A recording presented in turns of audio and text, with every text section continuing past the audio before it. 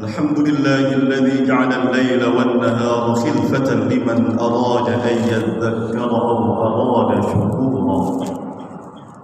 أشهد أن لا إله إلا الله وحده لا شريك له وكان بعباده خبيرا بصيرا.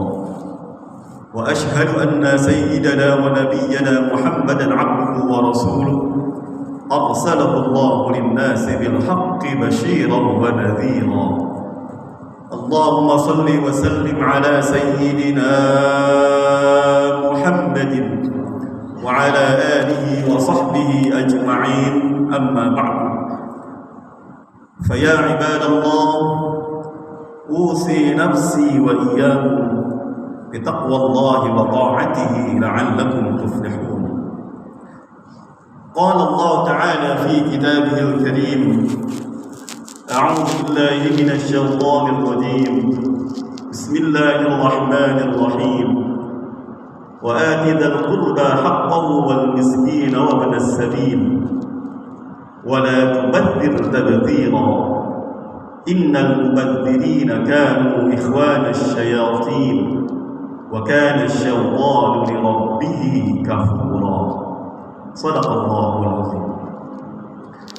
Para hadirin, segenap para pecinta Allah, para pecinta Rasulullah sallallahu alaihi wasallam, tidak kata yang paling pantas untuk kita aturkan kehadiran Allah Subhanahu wa taala kecuali ungkapan syukur dan pujian kepadanya atas segala kebaikan-kebaikan Allah yang dilimpahkan kepada kita semuanya, baik segala kebaikan yang langsung darinya maupun segala kebaikan Allah melalui perantara seluruh makhluknya.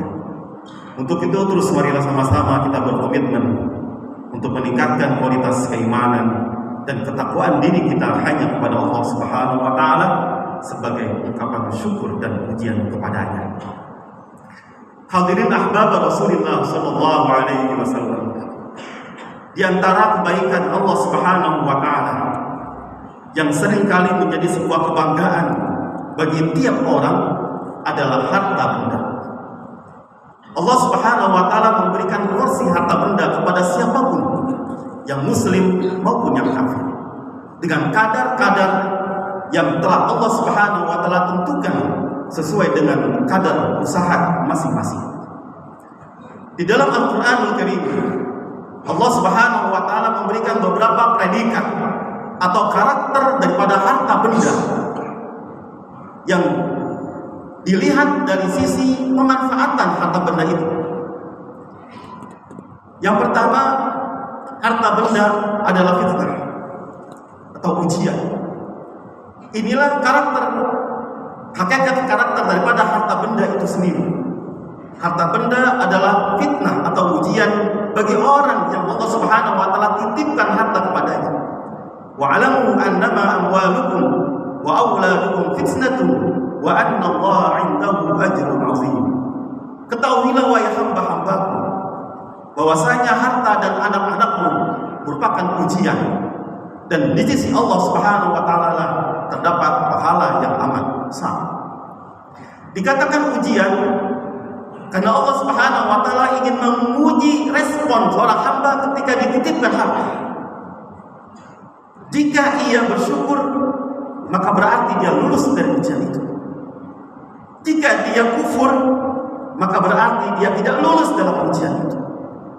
Jika dia memanfaatkan harta sesuai dengan tuntunan dari Allah Subhanahu wa taala, sesuai dengan penggunaannya, maka dia dipandang orang yang bersyukur. Namun jika pemanfaatan harta tidak sesuai dengan tuntunan Allah Subhanahu wa taala, maka dia dipandang kufur. Itu yang pertama. Yang kedua, harta benda dipredikatkan zinatul hayati dunia. Dia adalah perhiasan kehidupan dunia. Dalam surah Al-Kahfi Allah Subhanahu wa taala tegaskan predikat ini.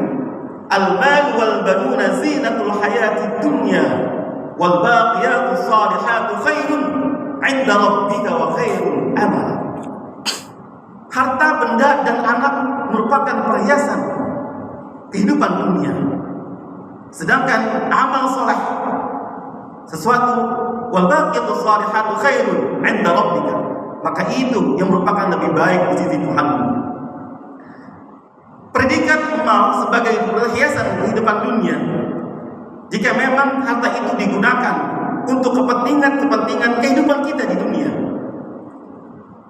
untuk membangun rumah, membeli kendaraan, dan juga lain sebagainya, yang merupakan sesuatu yang menjadi kebanggaan bagi pemiliknya. Mahmud Asyur dalam kitabnya At-Tahrir wa Tanwir mengatakan, didahulukannya penyebutan harta dibandingkan anak karena cenderung orang tua lebih banyak membangga-banggakan hartanya dibandingkan dengan membanggakan anaknya. Seiring dengan banyaknya jenis daripada harta benda, maka banyak asyad tafakhuran, maka dia akan lebih menjadi objek yang lebih banyak dibanggakan oleh pemiliknya.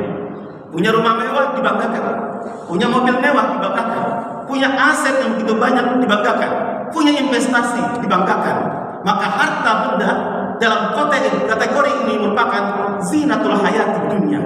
Banyak orang yang membanggakan pakaiannya, banyak orang yang membanggakan daripada pecinya, dan juga lain sebagainya. Ini menunjukkan bahwasanya harta merupakan zinatul hayati dunia. Hadirin ahbab Rasulullah sallallahu alaihi wasallam. Yang ketiga, harta itu adalah disebut dengan at-tabdzir, malun tabdzirin. Harta yang terbuang, harta yang disia-siakan.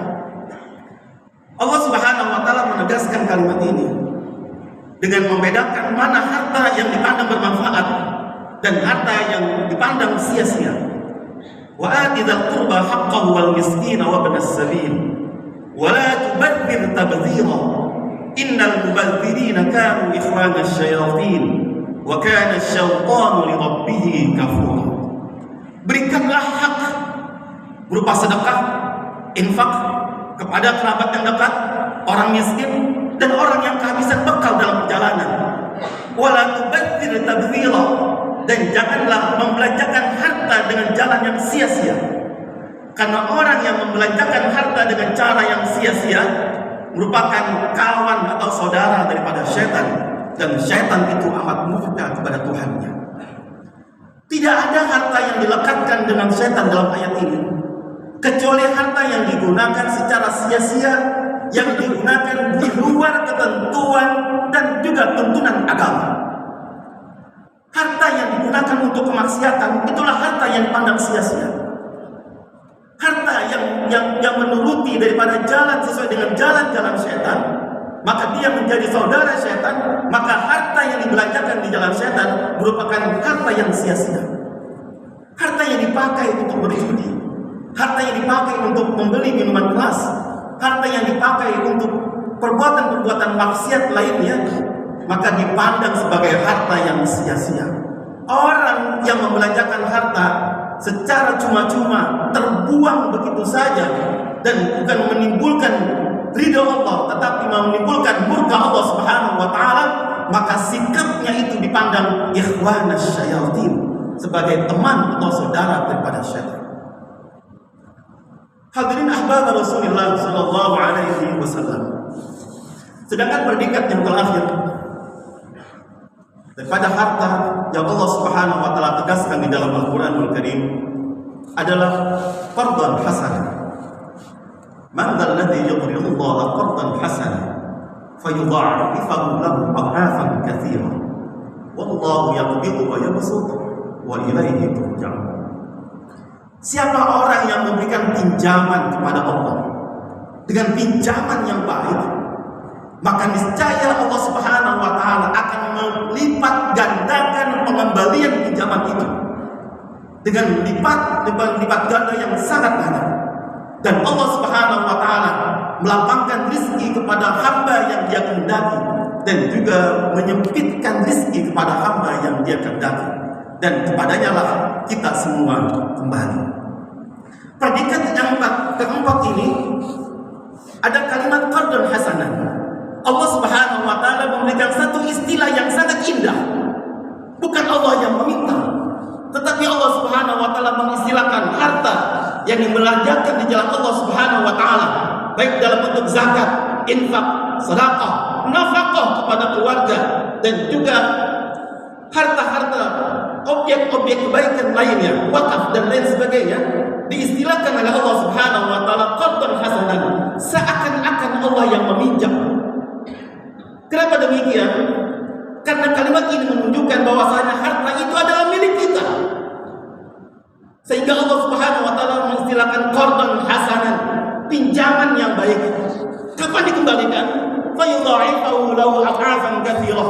Kelak nanti harta yang Allah Subhanahu wa taala pinjamkan dari kita, Allah akan kembalikan berupa pengembalian yang berlipat-lipat ganda keberkahannya.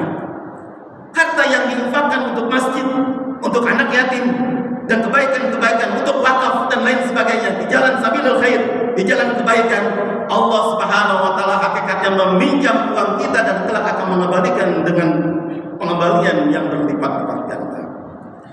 Hadirin ahbab Rasulullah sallallahu alaihi wasallam. Hadirin, karakter harta yang pertama, zinatul hayat di dunia, bukan milik kita. Karakter yang kedua, fitnah, itu adalah hakikat daripada harta itu sendiri. Karakter yang ketiga, tabzirin, harta yang terbuang cuma-cuma, juga pasti bukan milik kita. Tetapi karakter yang ketiga, qardan hasanan, itulah yang harta yang benar-benar menjadi milik kita. Oleh karena itu sungguh indah Allah Subhanahu wa taala memanggil hambanya, harta yang berasal dari Allah Subhanahu wa taala, kemudian Allah perintahkan kembali kepada kita untuk dipinjamkan kepadanya. Untuk kepentingan siapa? Untuk kepentingan hamba-hambanya. Oleh karena itu, orang yang meminjamkan harta kepada orang lain, kemudian dibungakan harta itu, maka itu merupakan qardan qabihan atau qardan sayyi', pinjaman yang sangat buruk. Pinjaman kepada Allah pasti banyak. Kalau sudah banyak, pasti berkah. Kalau meminjamkan harta kepada manusia, kemudian dengan ada kelebihannya, walaupun ada kelebihannya, pasti sedikit. Kalaupun banyak, pasti juga kurang. Kalaupun banyak cukup, pasti tidak berkah.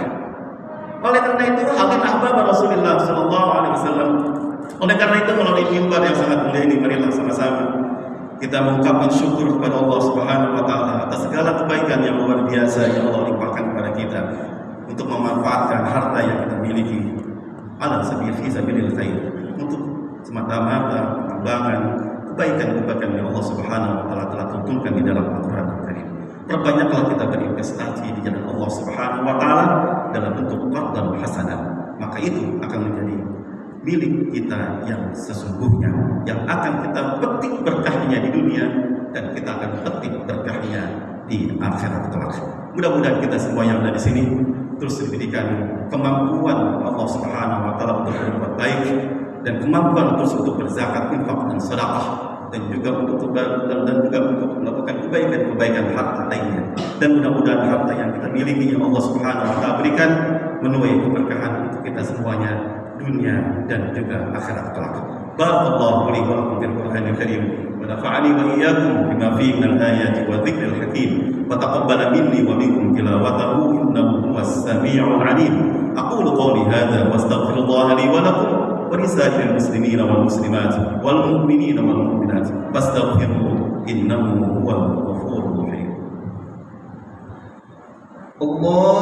Allahumma shalli ala sayyidina Muhammad wa ala